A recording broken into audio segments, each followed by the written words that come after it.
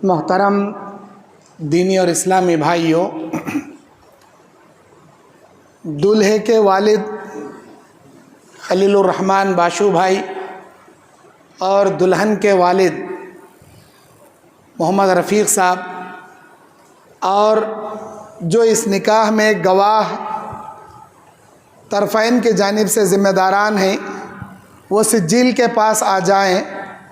सिज्जिल की कार्रवाई बन रही है। इंशाअल्लाह सिज्जिल की कार्रवाई बनने तक मैं आप लोगों के सामने निकाह के ताल्लुक़ से इस्लामी चंद अहम अहादीस पर रोशनी डालना चाहता हूँ। आप तमाम हज़रात अल्हम्दुलिल्लाह जो तशरीफ़ ला चुके हैं और जो मस्जिद में तशरीफ़ ला रहे हैं, मुख्तसर से वक्त में इंशाअल्लाह बयान ख़त्म होकर खुतबा निकाह और इजाब व कबूल आपके सामने रखा जाएगा।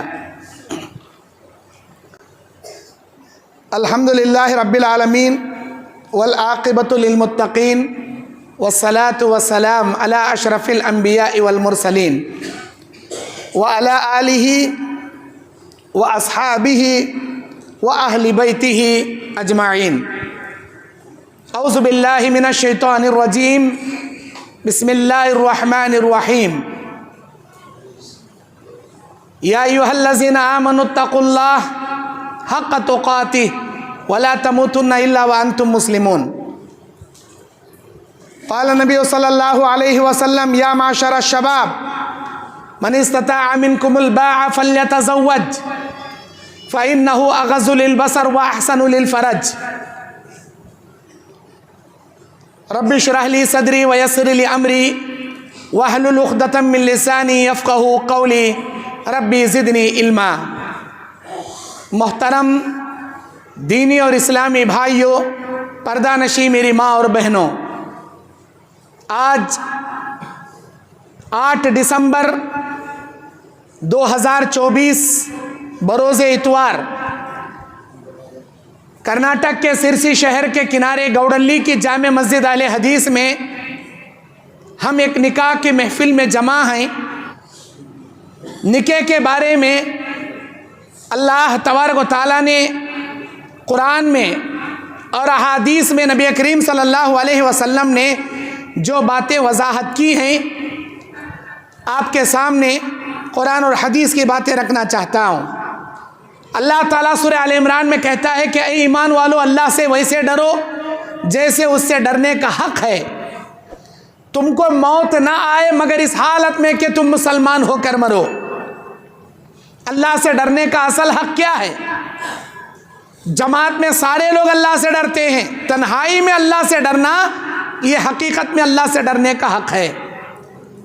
जो अवामिर चीज़ों पर हुक्म दे रहा है अल्लाह, उन पर अब बाअमल होना, और जिन चीज़ों से कुरान और हदीस में गुनाहों से रोका गया उनसे रुकना, ये हकीकत में अल्लाह से डरने का हक़ है।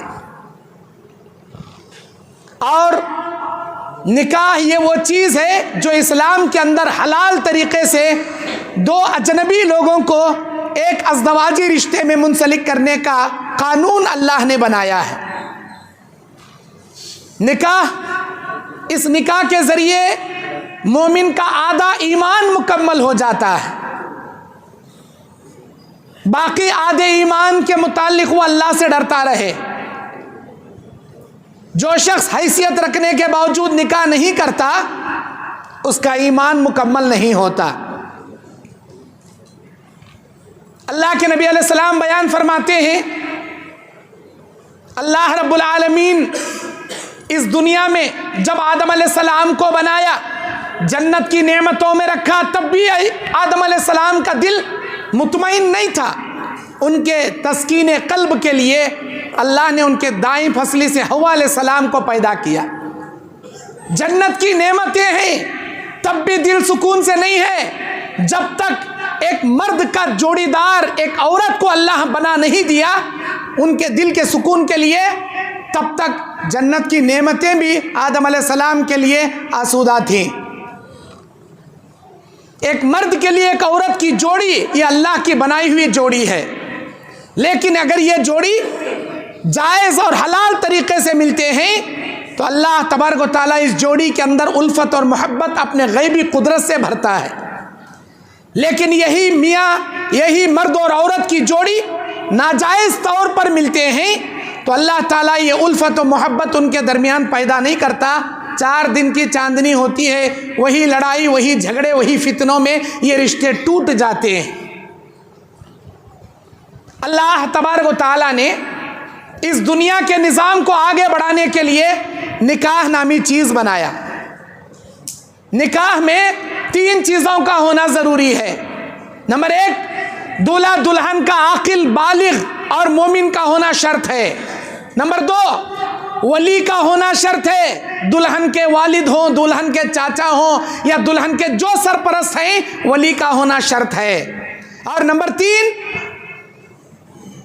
लड़का अपने इस्तिताअत के मुताबिक मेहर बांधना ज़रूरी है। लड़की वालों से जहेज ऐंठना नहीं चाहिए, बल्कि अपनी हैसियत के मुताबिक लड़की को मेहर देना ज़रूरी है।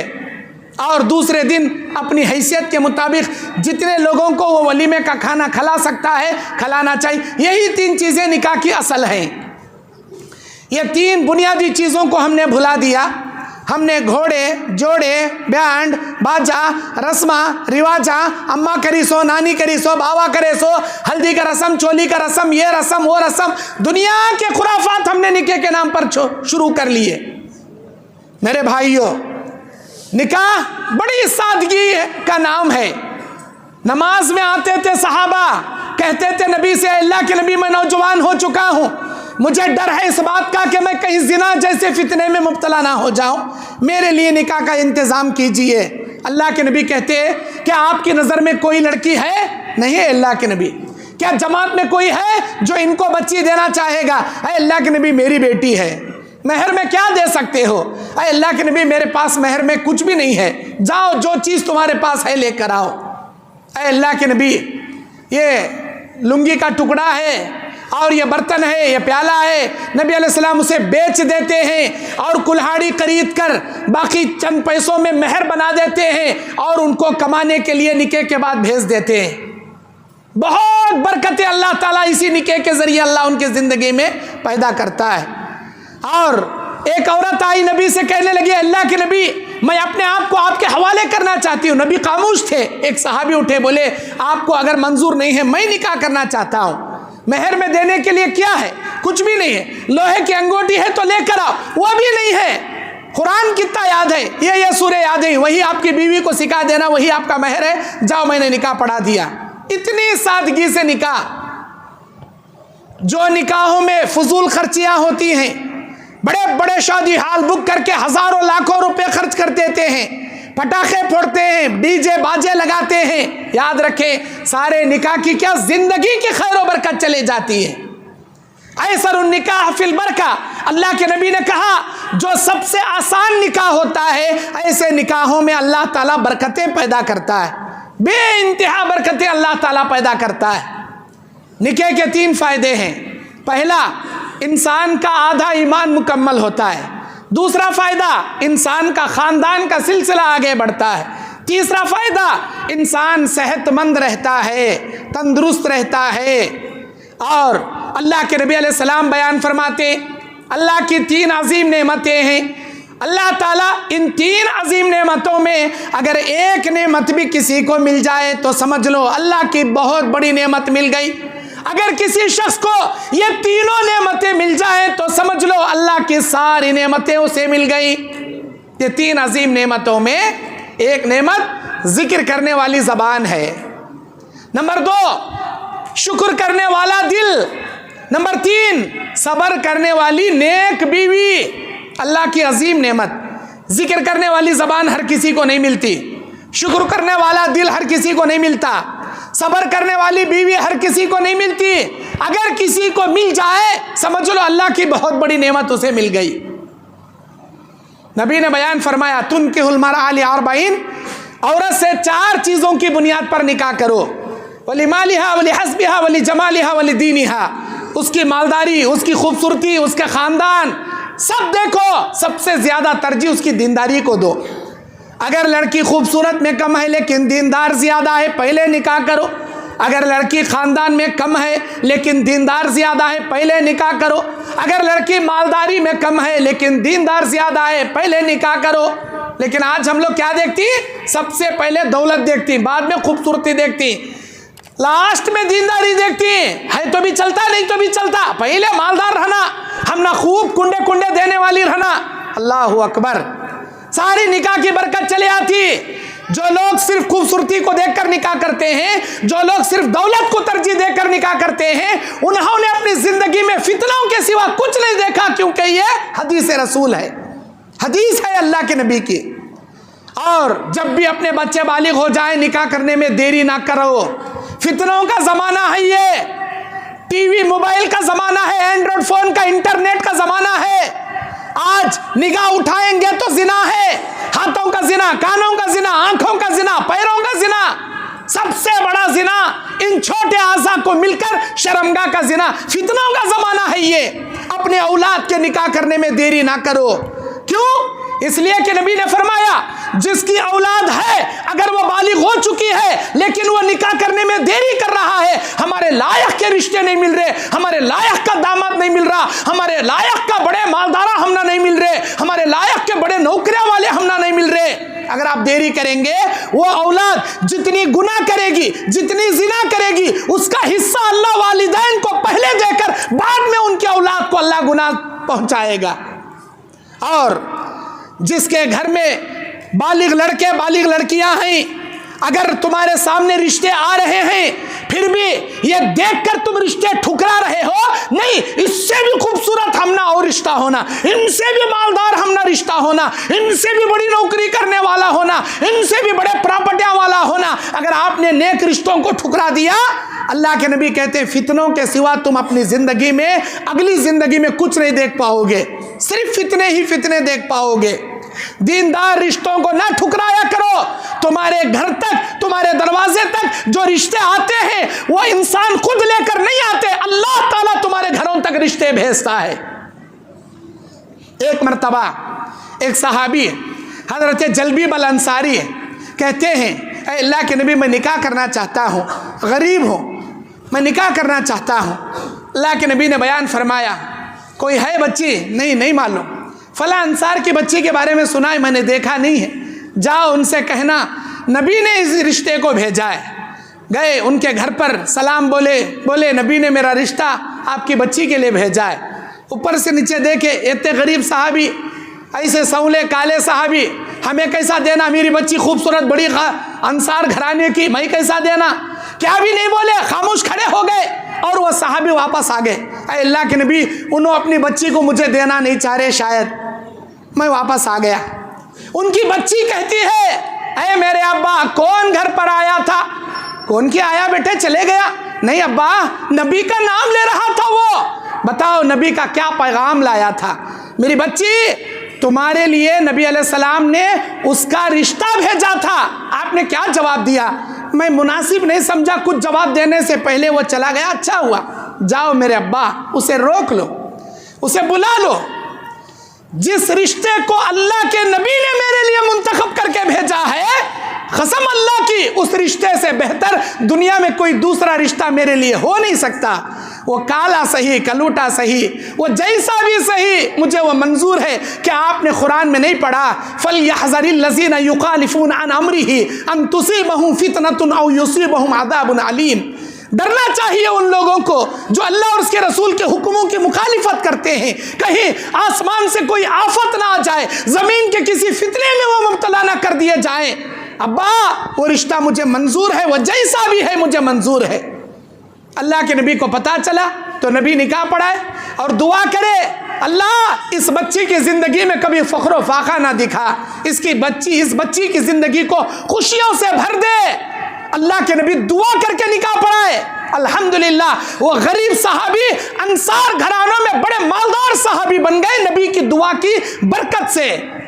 मेरे भाइयों, कभी भी निकाह करने में आप दीनदारी को तरजीह दो।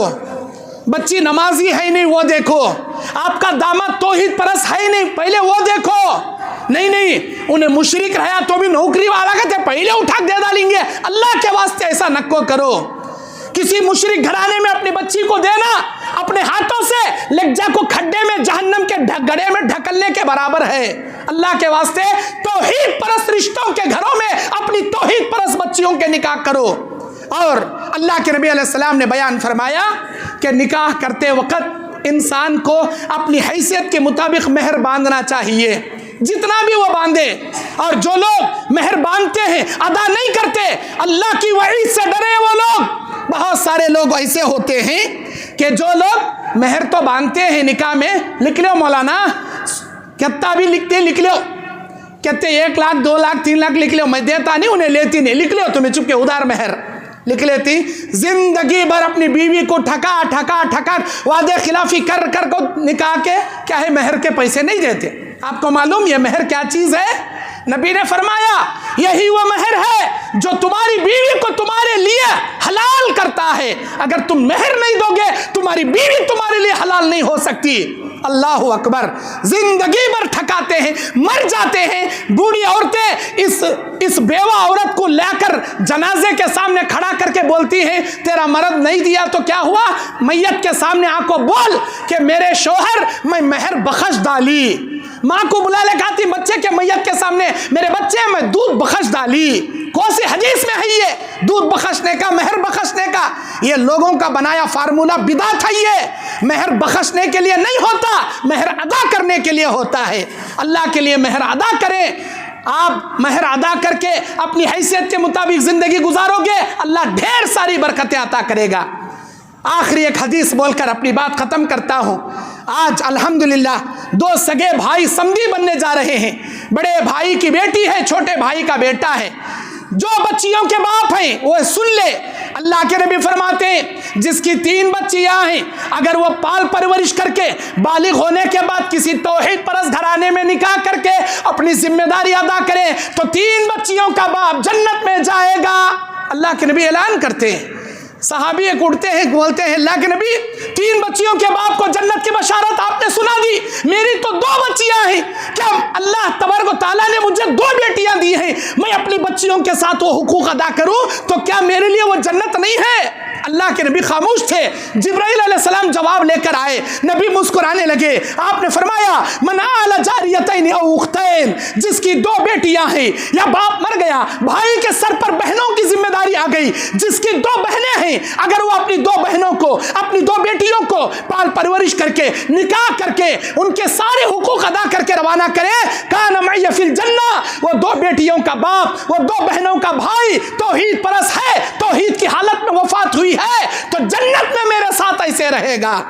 मुस्लिम शरीफ की हदीस में 2 उंगलियां मिलाकर नबी ने फरमाया मेरे साथ जन्नत में ऐसे रहेगा। एक सहाबी उठे बोले अल्लाह के नबी 3 बच्चियों का बाप जन्नत में, 2 बच्चियों का बाप जन्नत में, अल्लाह ताला मुझे एक ही जिगर का टुकड़ा दिया है, अगर मैं एक बेटी के हुकूक अदा करूं तो क्या अल्लाह मेरे लिए वो जन्नत नहीं रखा? नबी अलैहिस्सलाम खामोश थे क्योंकि अल्लाह के नबी अपनी तरफ से कुछ नहीं कहते थे जब तक अल्लाह वही नाजिल ना करता था। अल्लाह की वही आ गई, नबी मारे खुशी के आंखों में आंसू लिए कहते हैं अल्लाह की रहमतें नाजिल हो तेरे ऊपर, तेरे सवाल करने से मेरी उम्मत पर अल्लाह ये रहम कर दिया कि जिसकी एक भी बेटी रहे अगर वो अपनी एक बच्ची की भी जिम्मेदारी अदा करके पाल परवरिश करके बड़ा करके अच्छी जगह निकाह करके उसके ससुराल रवाना कर दे, वो एक बच्ची का बाप भी कल क़यामत के दिन जन्नत में जाएगा। आज बच्चियां पैदा हुए तो मुंह बिंगा टिंगा करती, समझती कि बोझ पैदा हो गई। बेटा पैदा हुए तो पटाखे फोड़कर लड्डुआ मारती, पहले अकीका करती, भले 2 बकरे क्यों ना सही। बच्ची पर 1 बकरा है लेकिन अकीका नहीं करते, किसी को इत्तला नहीं देते। भाइयों ये बच्चियां तुमको जन्नत में ले जाने का जरिया है, ये बच्चियां तुम्हारे कमाई की बरकत का जरिया है, ये बच्चियां तुम्हारे दिल के सुकून का जरिया है। बच्चा मरते दम तक अपने माँ बाप का वो दर्द नहीं रखता जो मरते दम तक एक बच्ची अपने वालिदैन का दर्द रखती है। बच्चियों को कभी हकारत की निगाह से ना देखा करो। नबी के दरबार में एक अम्मा आयशा के पास भीख मांगने के लिए एक माँ आई। उन्होंने कहा मैंने कल से कुछ नहीं खाया, मेरी बच्चियों ने सुबह से कुछ नहीं खाया, अगर घर में कुछ है तो दे दो। अम्मा आयशा 3 खजूरें देती हैं, एक खजूर एक बच्ची को, दूसरी खजूर दूसरी बच्ची को, तीसरे खजूर के 2 टुकड़े करके 2 बच्चियों को खिलाकर भूखी प्यासी चली जाती है। नबी से अम्मा आयशा जिक्र करती है कल से कुछ नहीं खाने वाली वो माँ अपने बच्चों को खिलाकर भूखी प्यासी चली गई। ये मंजर मुझे देखा नहीं गया। अल्लाह के नबी ने फरमाया अय आयशा तुम गवाह रहना, कल क़यामत के दिन ये बच्चियां उस वालिदा के लिए, वालिदैन के लिए जहन्नम में जाने से आड़ बन जाएंगी। कुन्न लहू सित्रम मिनन नार, जहन्नम से आड़ ये बच्चियां बन जाएंगी। अल्हम्दुलिल्लाह बच्चियां अल्लाह की रहमत होती हैं, बेटियां अल्लाह की नेमत होती हैं। अल्हम्दुलिल्लाह आज जिस बच्ची का निकाह होने जा रहा है वो बच्ची के बाप भी काबिल मुबारकबाद हैं, और जितने बच्चियों के बाप हैं वो तमाम काबिल मुबारकबाद हैं। मैं दुआ करता हूँ हर वालिदैन को अपने बच्चों के हुकूक अदा करने के अल्लाह तौफीक अता फरमाए, और जो मियाँ बीवी हैं अल्लाह ताला उनको एक दूसरे के हुकूक अदा करने की तौफीक अता फरमाए, और जिनके निकाह नहीं हुए हैं अल्लाह उनको नेक जोड़ों का इंतज़ाम फरमाए। जो निकाह करके भी बे औलाद हैं हम दुआ करते हैं अल्लाह उनको नेक औलाद की दौलत से माला माल फरमाए, और हमारे जमा होने को अल्लाह कबूल फरमाए। अल्लाह खैर, बारक अल्लाह फीक।